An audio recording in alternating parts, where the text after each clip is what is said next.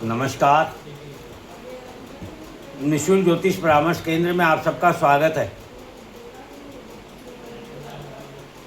देखो, सबसे पहले तो मैं आपको एक सूचना देना चाहता हूँ कि आप में से बहुत लोग कुंडली दिखाना चाहते हैं, बार बार आपके ये सवाल आ रहे हैं। तो मैं आपको ये बता दूं कि ये जो समय है ये युग परिवर्तन का समय है। युग परिवर्तन प्रकृति के द्वारा, ब्रह्मांड के द्वारा किया जा रहा है। ब्रह्मांड का युग परिवर्तन एक सामूहिक परिवर्तन होता है, जैसे तूफान, बाढ़, भूकंप, आग, युद्ध में विनाश। ये एक सामूहिक घटनाएं हैं और जहाँ सामूहिक घटना होती है वहाँ व्यक्तिगत कुंडली का कोई महत्व नहीं रह जाता है, क्योंकि वहाँ सामूहिक विनाश होता है।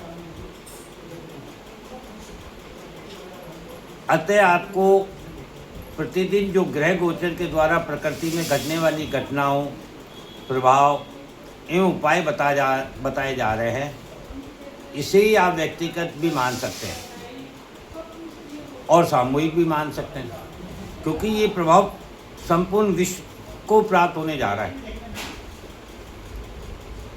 ये तो आप जानते ही हैं कि गेहूं के साथ घुन भी पिसता है, और ये समय तो वैसे भी किसी भी प्रकार के क्षेत्र में वृद्धि का नहीं है। और हम कुंडली तभी दिखाते हैं जब हमें किसी चीज़ की इच्छा होती है प्राप्त करने की, अर्थात जीवन में वृद्धि करने की। तो इस वक्त में तो हम सभी जो है, जहाँ हैं, जैसे हैं, उसको भी यदि सुरक्षित कर पाए, संभाल पाए, तो आप मानिए कि ये आपको शुभ लाभ प्राप्त हो रहे हैं, शुभ फल प्राप्त हो रहे हैं।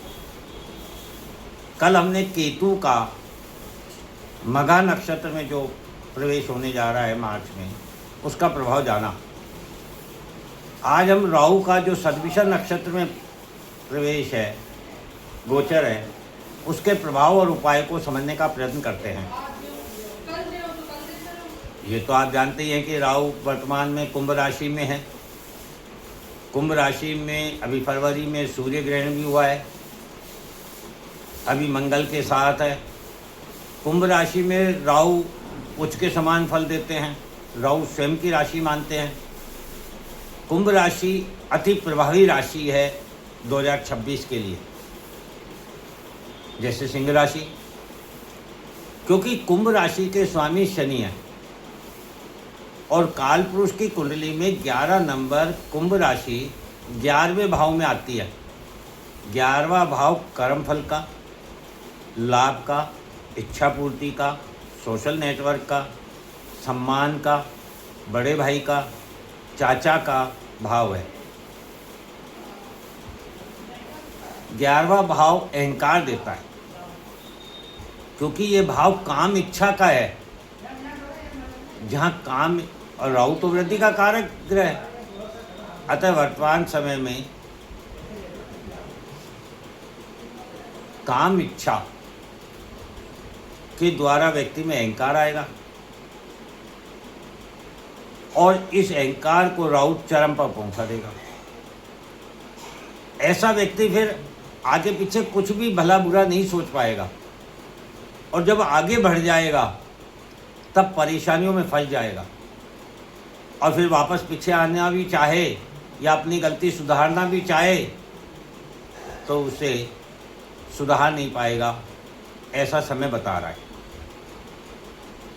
ये सब आप वर्तमान में अमेरिका, इजराइल की परिस्थितियों को देखकर अच्छे से समझ सकते हैं। उन्होंने ईरान पर आक्रमण तो कर दिया, किंतु वापस पीछे नहीं आ पा रहे हैं। यह हमने कुंभ राशि समझी। अब सदविषा नक्षत्र को समझते हैं। सदविषा नक्षत्र 100 तारे यानी एक समूह को दिखाते हैं, या यूँ मान लीजिए वैद्य को दिखाते हैं।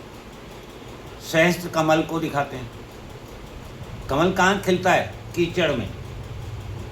अर्थात बुराई में अच्छाई का होना सदविषा नक्षत्र दिखाता है। सदविषा नक्षत्र के देवता वरुण है।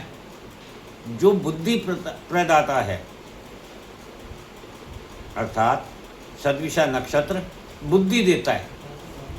अब बुद्धि का उपयोग तो व्यक्ति स्वयं करता है, वह भलाई में भी कर सकता है और बुराई में भी कर सकता है।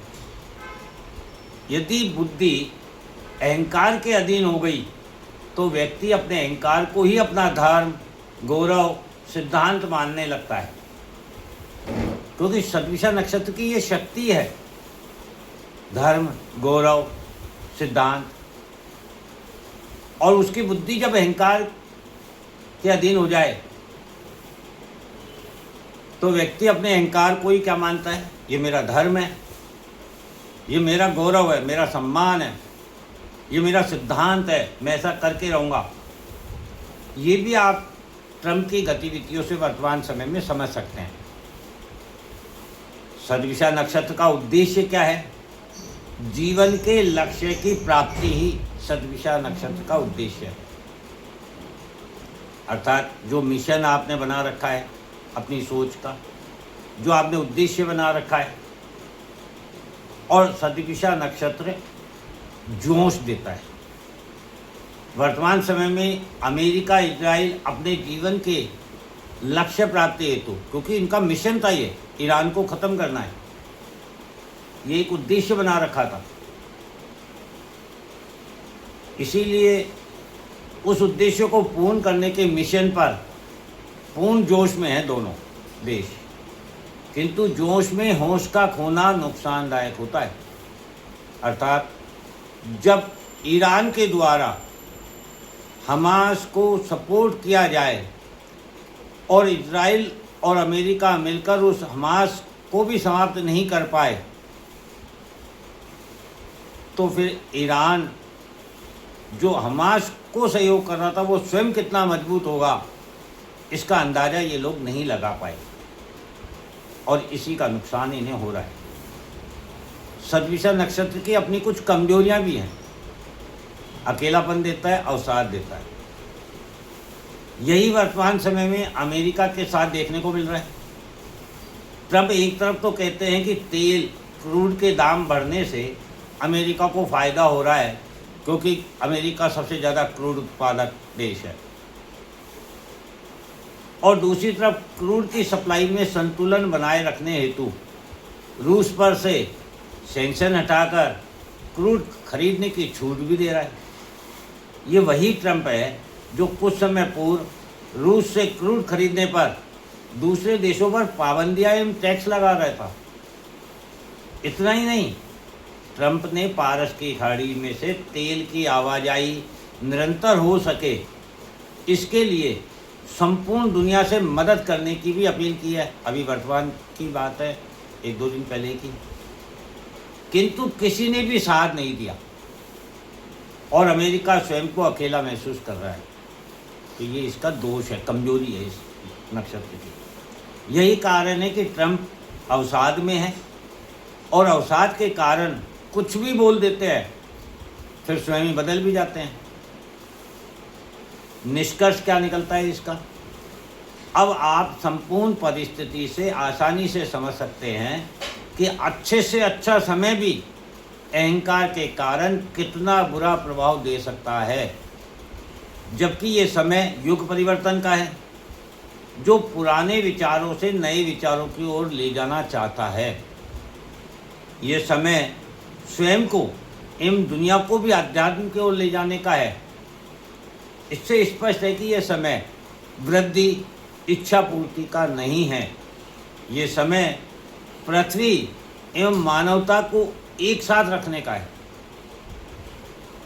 और ये संपूर्ण प्रभाव राहु सद्विषा नक्षत्र में दे सकता है यदि हम अहंकार का त्याग कर दें तो।